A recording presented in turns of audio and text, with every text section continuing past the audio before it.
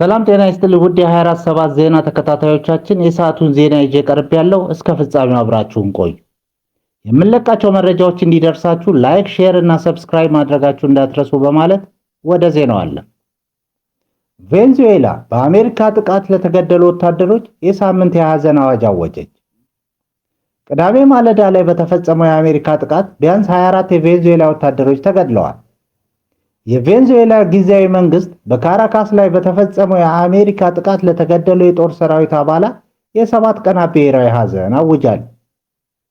ጊዜያዊ ፕሬዝዳንት ዶልሲ ሮድሪጌስ በመንግስት ቴሌቪዥን ባስተላለፉ መልእክት ቬንዙዌላውያን ለመከላከል ሲሉ ሕይወታቸውን ለሰጡ ወጣቶች ክብርና መተሳሰቢያ ይሆን ዘንድ የ7 ቀናት ብሔራዊ ሐዘን ለማወጅ ወስኛለሁ ብለዋል።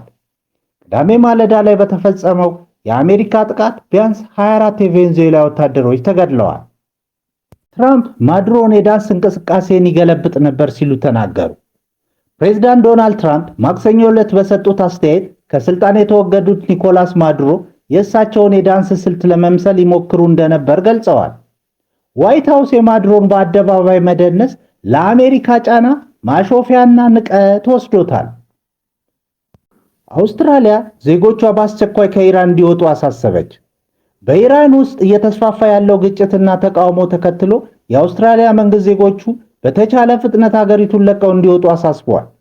የመንግስት የጉዞ ማስጠንቀቂያ ላይ ኢራን ውስጥ የምትገኙ ከሆነ በተቻለ ፍጥነት ከሀገሪቱ ውጡ ይላል። ማስጠንቀቂያው አክሎ በመላ ሀገሪቱ አመጽ የተቀላቀለባቸው ተቃውሞዎች እየተካሄዱ መሆናቸውንና ሁኔታው ያለ ቅድመ ማስጠንቀቂያ ሊባባስ እንደሚችል ገልጿል። በአሁኑ ወቅት የሀገሪቱ የደህንነት ሁኔታ እጅግ የማይታመንና አደገኛ መሆኑንም ተጠቁሟል። የአውስትራሊያ መንግስት በኢራን ያለው ወቅታዊ ሁኔታ እዚያ መቆየትን አደገኛ እንዳደረገው ገልጾ ይህ መመሪያ የወጣው ለዜጎች ደህንነት ሲባል መሆኑን አስታውቋል። የአሜሪካው ፕሬዝዳንት ዶናልድ ትራምፕ ቬንዙዌላ ከ30 እስከ 50 ሚሊዮን በርሜል ድፍድፍ ነዳጅ ለአሜሪካ እንድታቀርብ ማስታወቃቸውን ተከትሎ የዓለም የነዳጅ ዋጋ ከ1 በመቶ በላይ መቀነሱን ዘ ጋርዲያን ረቡዕ ዕለት ዘግቧል። ዓለም አቀፍ መለኪያ የሆነው የብሬንት ድፍድፍ ነዳጅ ዋጋ ረቡዕ ዕለት ከአንድ በርሜል ከ$60 በታች የወረደ ሲሆን የአሜሪካ ድፍድፍ ነዳጅ ደግሞ በ1.4 በመቶ ቀንሶ $56.44 ሆኗል። የአሜሪካው ጣልቃ ገብነት ቬንዙዌላ ወደ ቻይና የምታደርገውን የነዳጅ ኤክስፖርት ሊያቋርጥ ይችላል የሚል ስጋቶችም ፈጥረዋል። ይህች የላቲን አሜሪካ ሀገር ከምታመርተው ድፍድፍ ነዳጅ ውስጥ 80 በመቶ የሚሆነው ወደ ቻይና ትልካለች። ይህም ቤጂንግን ለድፍድፍ ነዳጅ ከፍተኛ ዋጋ እንድትከፍል ሲያስገድዳትና ከዋይት ሃውስ ያለው ውጥረት ሊያባብሰው ይችላል። የቻይና የውጭ ጉዳይ ሚኒስትር ረቡዕ ዕለት በሰጠው መግለጫ ቬንዙዌላ በተፈጥሮ ሀብቷና በኢኮኖሚያዊ እንቅስቃሴዎቿ ላይ ሙሉና ቋሚ ሉዓላዊነት አላት ብሏል።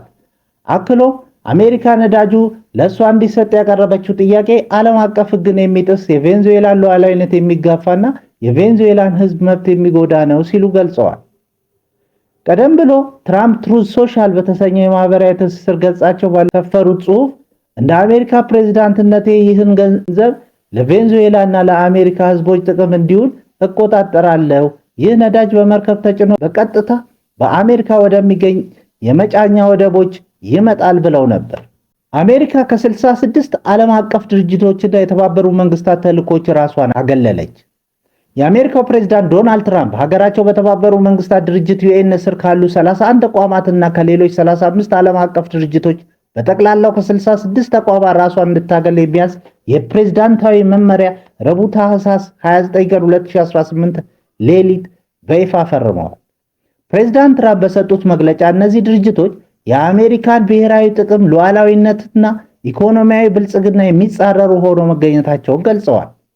ውሳኔው በትራምፕ ሁለተኛ የስልጣን ዘመን ተግባር እየተደረገ ያለው የአሜሪካ ትቅደም አሜሪካ ፈርስት ፖሊሲ አካል እንደሆነ ተነግረዋል። በዚህም መሰረት አሜሪካ በእነዚህ ድርጅቶች ውስጥ ያላትን ተሳትፎ ሙሉ በሙሉ ታቆማለች። እንዲሁም ለድርጅቱ የምታደርገው ማንኛውንም አይነት የገንዘብ ድጋፍና ፋይናንስ ትሰርዛለች። ራሷን ያገለለችው ቁልፍ ተቋማት ከዝርዝሩ ውስጥ በዋናነት የሚጠቀሱት ተቋማት የሚከተሉ ናቸው።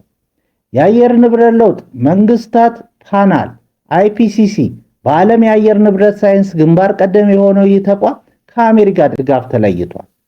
የተባበሩት መንግስታት የህዝብ ቁጥር ፈንድ UNFPA በእናቶችና ሕፃናት ጤና ላይ የሚሰራው ድርጅት።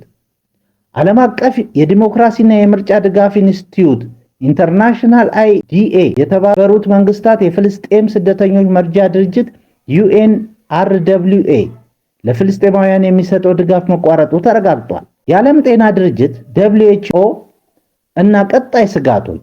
አሜሪካ ከዓለም ጤና ድርጅት ለመውጣት የጀመረችው ሂደት በመጪው ጥር 22 ቀን 2026 እንደ አውሮፓ አቆጣጠር በይፋ ተግባራዊ እንደሚሆን ይጠበቃል።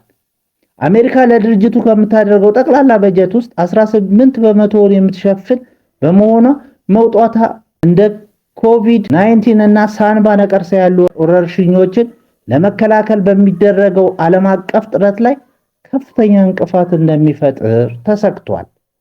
የየመን ተገንጣይ መሪ በሶማሌላንድ በኩል አድርገው አቡዳቢ መግባታቸው ተገለጸ። በየመን የሚንቀሳቀሰው የደቡብ የሽግግር ምክር ቤት STC መሪ አይዳሩስ አልዙባይዲ በሳውዲ አረቢያ ሊደረግ በነበረው የሰላም ንግግር ላይ ሳይገኙ በመቅረት በሶማሌላንድ በኩል ወደ ተባበሩት አረብ ኤሚሬቶች ማምለጣቸውን በሳውዲ የሚመራው ጥምረት አስታወቀው። እንደ ጥምረቱ መግለጫ ከሆነ የአልዙባይዲ ጉዞ እጅግ ጥንቃቄ የተሞላበትና ሚስጥራዊ ነበር። የጉዞ ሂደቱም መጀመሪያ ከየመኗ የወደብ ከተማ ኤደን በጀልባ ተነስተው የሶማሌላንድ ግዛት ወደ ሆነችው በርበራ ተጉዘዋል። ቀጥለውም በአየር ከበርበራ በመነሳት ወደ ሶማሊ ዋና ከተማ ሞቃዲሾ ያቀኑ ሲሆን እዚያም ለአንድ ሰዓት ያህል ቆይተዋል። ይህ ክስተት በየመን ጉዳይ ላይ ቀጥተኛ ተጽዕኖ ባላቸው በሳውዲ አረቢያ እና በተባበሩት አረብ ኤሚሬቶች መካከል ያለውን ግንኙነት ይበልጥ እንዳሻከረው ተነግሯል። አልዙባይዲ በሪያድ ሊካሄድ በነበረ የውጥረት ማርገቢያ ንግግር ላይ እንዲገኙ ቀጠሮ ተይዞላቸው የነበረ ቢሆንም ሳይገኙ መቅረታቸው በደቡብ የመን ያለውን ወታደራዊ ግጭት ለማርገብ የሚደረገውን ጥረት አወሳስቦታል። በዓለም አቀፍ ደረጃ እውቅና ያለው የየመን መንግስት መሪውን በከፍተኛ የሀገር ክህደት ወንጀል ከስልጣናቸው ማሰናበቱና በሕግ እንደሚጠየቁ ማዘዙን አስታውቋል።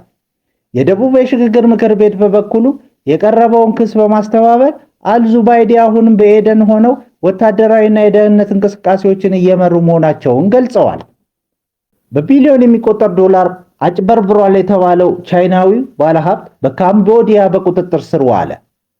በካምቦዲያ በሚገኝ ግዙፍ የኢንተርኔት ማጭበርበር መረብ በመምራትና በቢሊዮን የሚቆጠር ዶላር በመስረቅ የተከሰሰው ቻይናዊው ባለሀብቱ ቼንጂ በቁጥጥር ስር ውሎ ወደ ቻይና ተልኳል።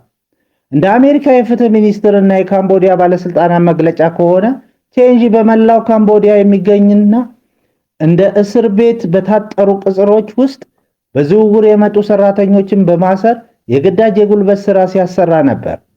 ሰራተኞቹ በከፍተኛ ግንብና በሾህ አጥር በተከበቡ ተቋማት ውስጥ ታስረው በኢንተርኔት አማካኝነት የክሪፕቶ ከረንሲ ማጭበርበር እንዲፈጽሙ ይገደዱ ነበር።